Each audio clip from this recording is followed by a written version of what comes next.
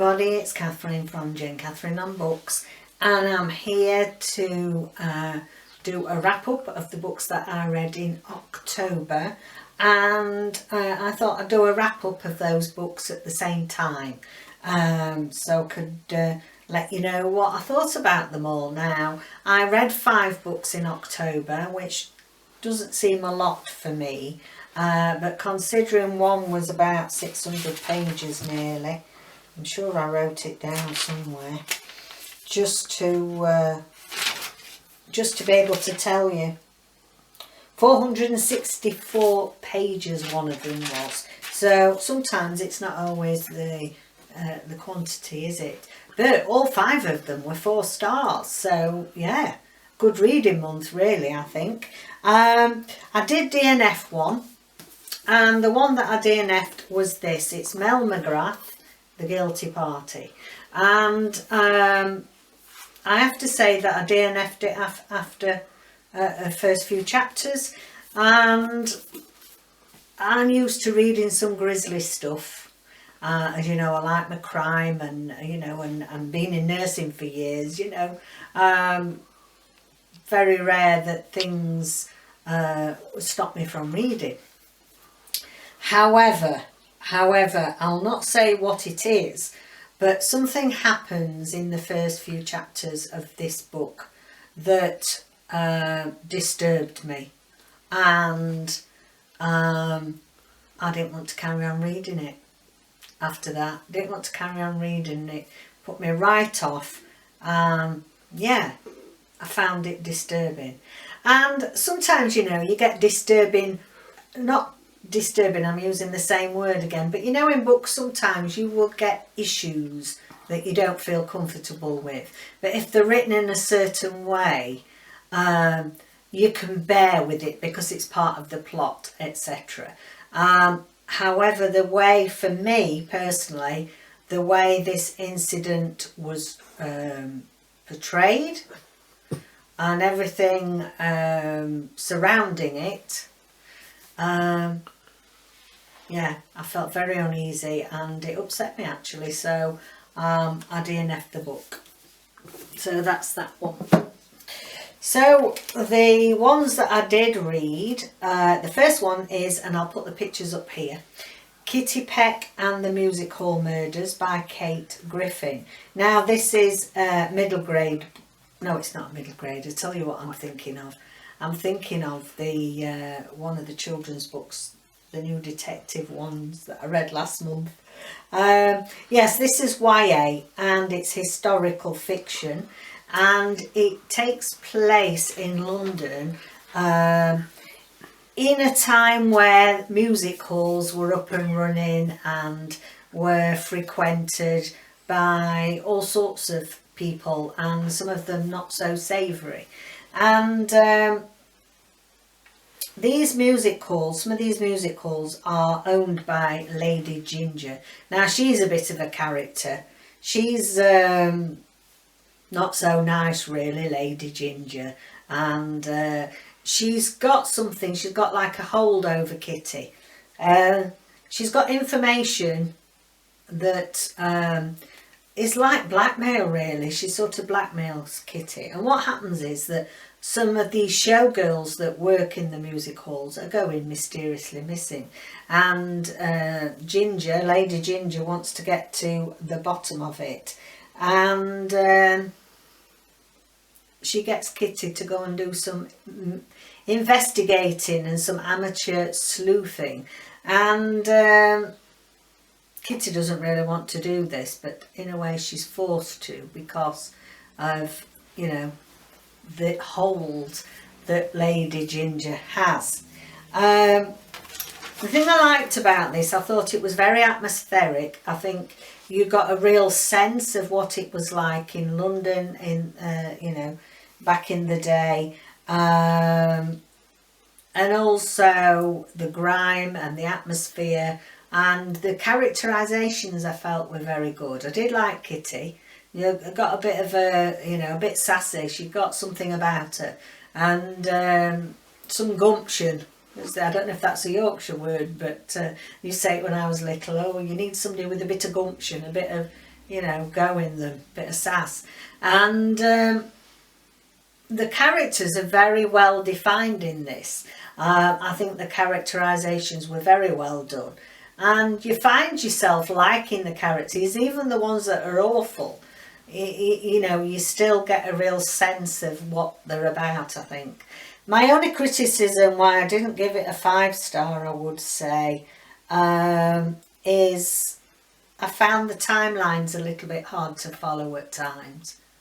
I thought the plot, you know, it was a great story, and as I say, I love the characters, but at times I found that I had to sort of take a double take and have to consider where we were, if that makes sense. And also you have to be prepared that there's violence against women really in this. You know, it can be a little bit, for a YA, I think, you know, it's a little bit, it's not too bad, but, you know, there is the connotations there, and, you know, some might not think it's suitable for the younger YA audience. So that was 4 stars, well deserved. Then the next one, I read The Forgotten Letters of Esther Durrant by Kayte Nunn. And yeah, really enjoyed this. It was split time narrative. So you got, roughly it was 1950s, early 1950s, and then 2018 in present day, as it were. And I liked this. It was a really authentic look at the mental health system and how people were treated in the 50s, people that had suffered in the war. It was a real good look at that. And on the island, one of the islands of Scilly, there is a doctor there, a psychiatrist, who runs a sort of a respite home, psychiatric home really, to offer treatments for people with mental health problems. And mainly it was the men from the war, so they got PTSD from the war, but obviously it wasn't recognised in those days. They just expected them to man up and, you know, shrug it off. And the main character really, back in the day, is a young woman called Esther Durant. And, excuse me, my nose is itchy. And her husband has her committed to this, for treatment, to this place in the Isle of Scilly, in this, off the coast of Cornwall, because she'd got postnatal depression. So she'd not long had a baby, and, you know, nowadays they recognise it, and it was so severe, it was, you know, they call it puerperal psychosis, which is very serious postnatal depression, where they think they may either harm themselves or the baby. So her husband, with no discussion, just has her carted off, didn't even know where she was turning up. And it's a lovely story looking at Esther, looking at the doctor, who is a really nice, you know, person. He really wants to help these people that are there. And the friendship that sort of developed with Esther and these, you know, mixture of troubled souls. And it's, you know, it is really heartwarming. It's difficult because they're there for, you know, for mental health reasons. But then when we swap to present day, we've got, I want to call her Kayte again, but I'm sure she's not. She's called Eve. She's called Eve, not Kayte. Eve is helping her grandma write her memoirs. And she's in her 90s, this grandma, and she's, you know, she's been a feisty girl, and has been a very famous mountaineer. And sort of back in the day, if you imagine she's in her 90s in 2018, it would be very unusual for women to climb mountains and you know, become famous for doing that. So she's doing that, she's writing the memoirs, And also at the same time, we've got Rachel, who's an Australian. She's a marine biologist, and she goes to the Scilly Isles for a new piece of research. She's doing some research studies, and that's how she ends up there. So it's a lovely book. It's very well written. We mainly are looking at the stories of Esther, Durant and Rachel. But obviously we keep flicking back to odd things that have been said by Eve and her grandmother. And just a beautiful story. I thoroughly enjoyed it. I highly recommend it. I didn't give it 5 stars because I felt at times the split time narrative, it took a while to get used to it, I felt, to sort of place we were talking about. Especially we've got 2 split, lots of plot going on in the here and now, and then obviously the back in time. So beautiful book, beautifully written. I enjoyed The Botanist's Daughter as well by Kayte Nunn, and I recommend this one too. Next one is The Oversight by Charlie Fletcher. Now this is the one that's 464 pages, and it was the blurb that enticed me to it. It's an urban fantasy, I would say. So it's, you know, fantasy in our world, and it's not something I would normally pick up. But I was interested in it because there's like a portal, really, a portal that's between the psychic world, the spirit world and the real world, and it's looked after by a group of people called the Oversight, and they are the ones that are tasked with security, really, and make sure that there's nothing untoward going on or passing between the 2 worlds.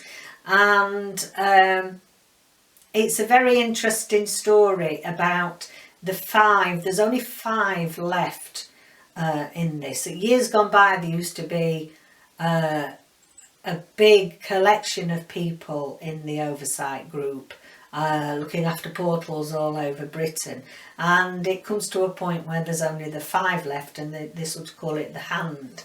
And we've got a young girl who is sort of placed there as a sort of a spy, and she ends up disappearing through the portal into the spirit world, and a very interesting, very interesting plot ensues. I enjoyed it. I thought it was well written. If you're not a fantasy reader, it's not, I wouldn't class it as high fantasy. Very easy to follow, very easy, nice writing style. I enjoyed the plot, it was interesting, but most of all I did enjoy the characters. Again, the characters in this one were very well written and I enjoyed them. So yeah, I was quite surprised really that I enjoyed this so much. I didn't quite have the same emotional attachment to it that I do when I would then give it a 5 star. There was a little bit of something missing in as much that I didn't feel too close to the situation, if that makes sense. But a well-deserved 4 stars. And to say it's 464 pages, easy read. It was quite an easy read. It didn't seem to take forever and ever, and you think, oh crikey, when we're getting to the end of this. It could have been a touch shorter if I was to criticise it in any way, but yeah, look out for that one. There is a book 2 that's out, and I certainly will be reading that one. The next one, The Wives by Tarryn Fisher. Yeah. This is one of those that you need plenty of time to read it, because once you start you don't want to finish. It's one of those that you sit on the edge of your seat and it's gripping you quite early on, and you can't put it down. The premise of this we have a lady called Thursday, and it becomes very apparent early on in the book that she knows that she shares her husband with 2 other wives. And you think, hang on a minute, this is a bit strange. It's a psychological thriller, so you know there's something going to be going on here.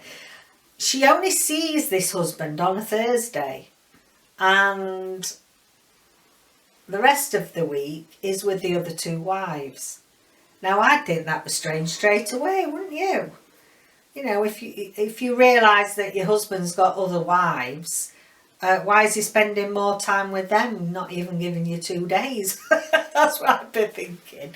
But as the story goes on, you get to realise that he's got the other 2 wives for a reason. And it's no sort of spoiler that wife number 1, Thursday is wife number 2. Wife number 1 didn't want to have children, and he did. So he agreed to have a divorce from wife number 1 so he could marry Thursday. And then when children don't come along quick enough for him, he then goes and marries wife number 3. So you can imagine, he doesn't seem the most trustworthy of husbands, really, does he? And so the plot goes along really fast paced. You really wanted to know what's happening next. Thursday starts to get a little bit curious as to who the other wives are and what's happening, and why are they getting more days with husband than she does. And she does some investigating of her own, which does lead to serious consequences, really. I think that's about all I'm going to say about it. It's a very good book. It's very suspenseful, and I loved the storyline. I enjoyed the characters. My criticism of it is you do get this great twist at the end, and yes, I'm thinking, oh yeah, you know, you've been on edge of your seat and you get this fantastic twist. And then you get a final twist after that, and I didn't like it. I didn't like the final twist.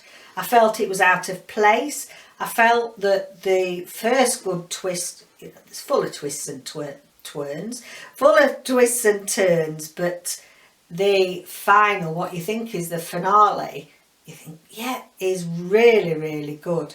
And I felt by just adding it, I said it was a twist too far, because I think it undermined everything that had happened previously in the book. So the whole picture that had been built up so cleverly, and the characters and what was happening with the wives, had been built up to this crescendo where you got this really satisfying twist. And then that wasn't really the twist at all. And yeah, I think it spoilt it. I think I would have even given it less stars had it not been so well written up until that point. It would have gone down another star, but it's worth reading, and I think you'll enjoy it.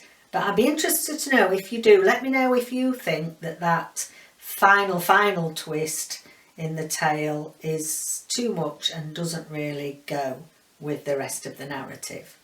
Worth reading though. Then finally, my beloved Anne Cleeves, Burial of Ghosts. So Burial of Ghosts is a standalone from Anne Cleeves. Very, very interesting book. So we have Lizzie Bartholomew, and she's a social worker. She's worked in social work, and you get the sense in the beginning of the book that something's happened at work. There's been some sort of traumatic event, really, and she's needed to take some sick time off and decides to go travelling. And in particular, she wants to go to Morocco. She wants to go and visit Morocco and spend some time there. And it's somewhere that she's always been interested about. So off she goes, and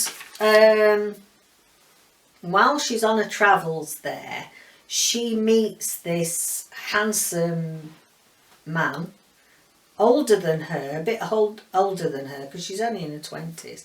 And there's this mutual attraction, and they end up sleeping together. And that's the end of that, really. They sleep together, they both then go off on the separate ways, and Lizzie gets back home and she hears from a lawyer who tells her that the guy called Philip that she slept with has left her something in his will. And so off she goes to the part of the UK where Philip lived, and the lawyer has got some money for her that's been left by this guy, on the understanding that she goes and finds somebody, goes and investigates and goes and finds somebody, part of his last wishes. He already knew that he was dying when he met her on the travels, but obviously she didn't know that.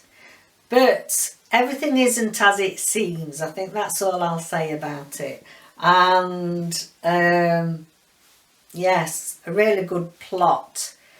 The only thing that again, seems to be that all the endings have not been to my satisfaction, really, with this batch of books. Very good. You sort of think you're going in one direction, and then there's a few little dead ends and red herrings, and the ending just it felt like it just fizzled, at the end. And it was still a lovely book. I still enjoyed it. I mean, Anne Cleeves is an excellent author. She's written that many books. Plots and her characters are always interesting. But this ending, for me, it was a poor ending. And therefore it brought it down to 4 stars. But one that you could pick up of Anne Cleeves if you've not read hers before, instead of launching fully into one of her series, either Vera or Jimmy Perez, try this one as one of her standalones and see if you like her writing style. But yeah, I enjoyed it. I mean, 4 stars, so although I only read 5 books, for all 5 to be 4 stars, I don't think I've ever done that before. I can't recall that I've read, all the books have been given 4 stars. Yeah, so some good reads, even though there was only 5. So there we go, that's the wrap up for October. We're coming soon because as we are moving into November, which I know we're already, a few days into November, but it's non-fiction November, so expect a few non-fiction goodies coming your way this month. Anyway, don't forget to like and subscribe if you haven't already. I've about 30 subscribers off 1,000 now, so we're getting there, guys. And keep safe, all of you out there. Take care. Bye bye for now.